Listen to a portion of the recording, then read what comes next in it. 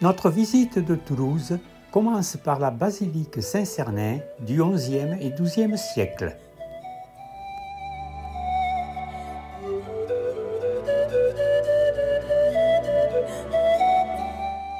Le couvent des Jacobins est un joyau de l'art gothique languedocien avec ses colonnes de 28 mètres d'où jaillissent de magnifiques voûtes d'ogives. La salle des illustres du XIXe siècle est le joyau de l'hôtel de ville.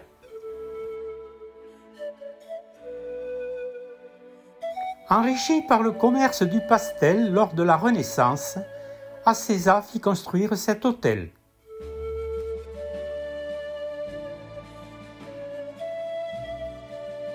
Nous quittons Toulouse par la piste du canal du Midi.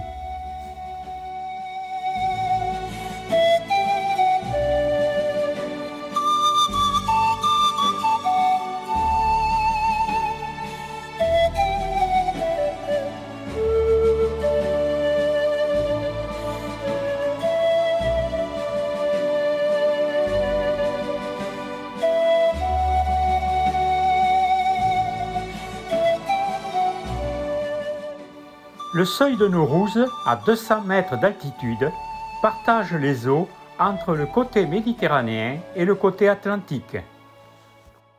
Riquet envisageait une ville et un port autour du bassin octogonal qui, hélas, s'envase rapidement.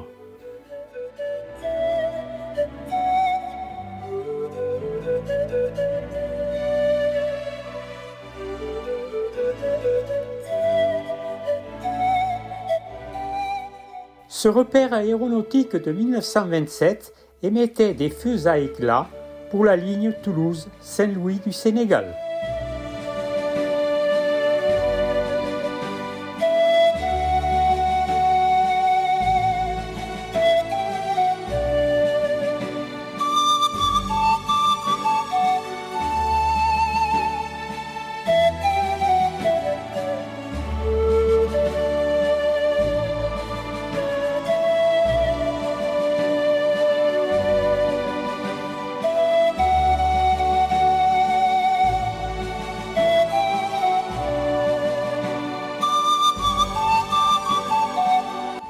Le cuivre Dijon est en fait un mélange de cuivre et de zinc appelé laiton. La forme de l'objet est donnée par plusieurs passages au martinet à partir d'une galette de cuivre à 800 degrés.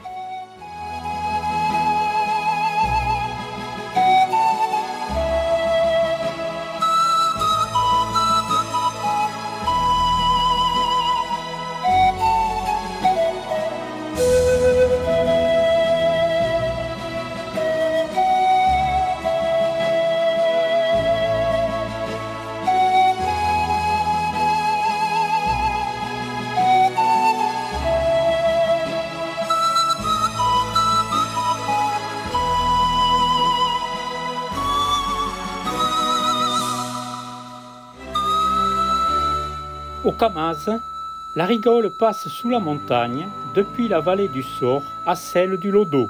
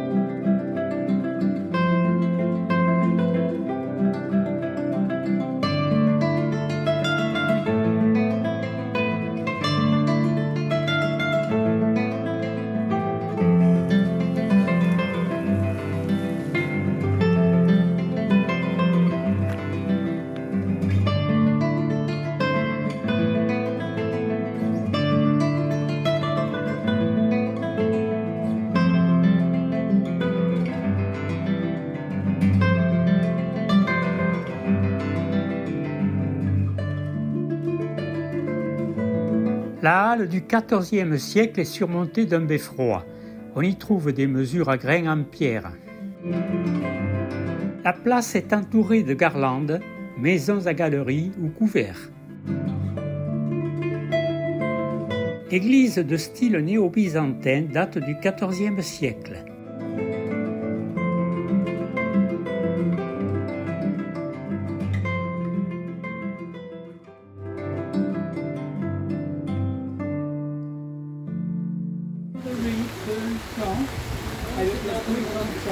Château de Cessac du XIe siècle, perché à 450 mètres d'altitude, domine la plaine de Carcassonne et du Lauragais.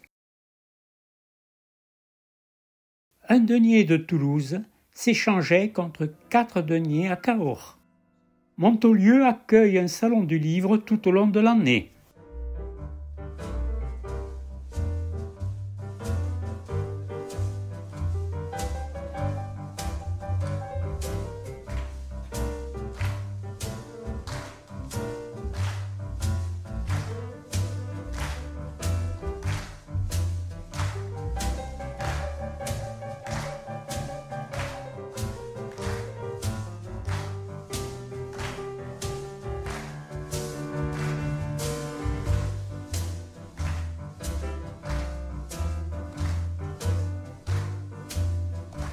Les 4 châteaux de l'Astour du XIIe et du XIIIe siècle, dominant le Cabardès, ont abrité des évêques cathares et des parfaits.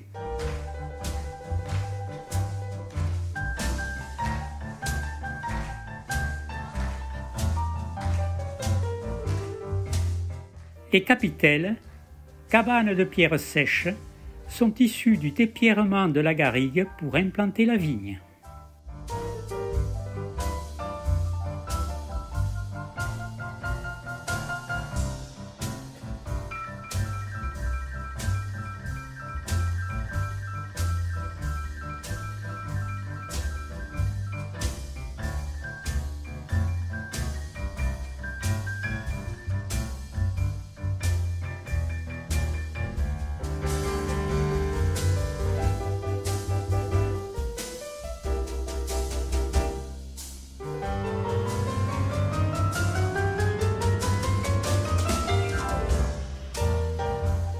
Au cœur des gorges de la Clamouze et au pied du pic de Nord, le gouffre de Cabrespine nous dévoile ses diverses cristallisations datant de 6 millions d'années.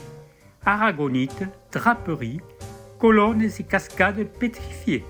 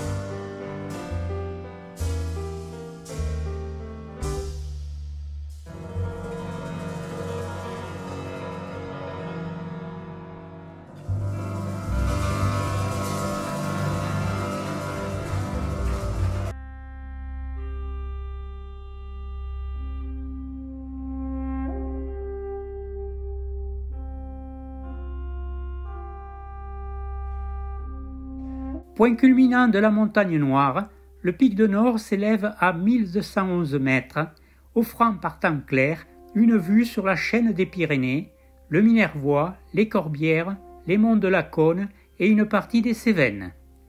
Constitué de granit et de schiste, le sommet, battu par les vents, est le domaine de la bruyère et des fougères.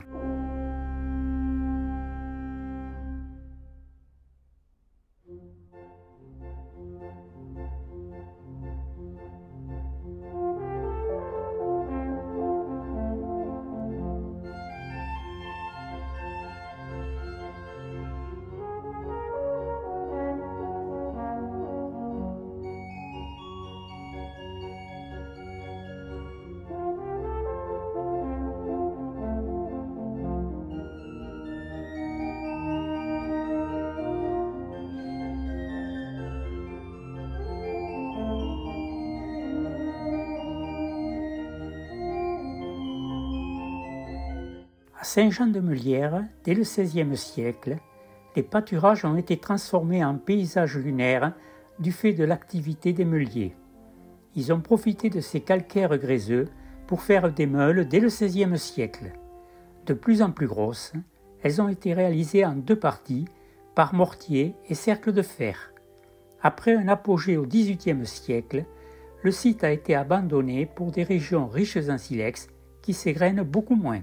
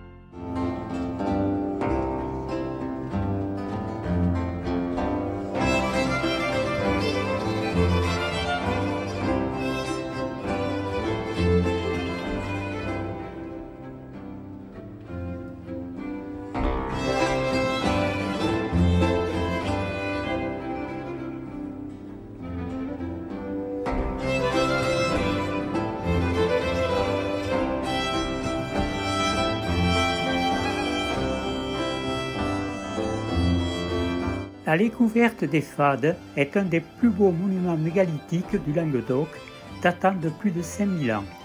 D'une longueur de 35 mètres, sa dalle pèse aux alentours de 30 tonnes. Le marbre est présent tout au long du circuit de la carrière du roi.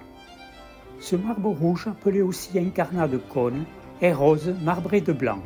Très employé à Versailles pour les colonnes du Grand Trianon, on le trouve aussi à l'Opéra Garnier, au Louvre et dans de nombreux monuments à l'étranger.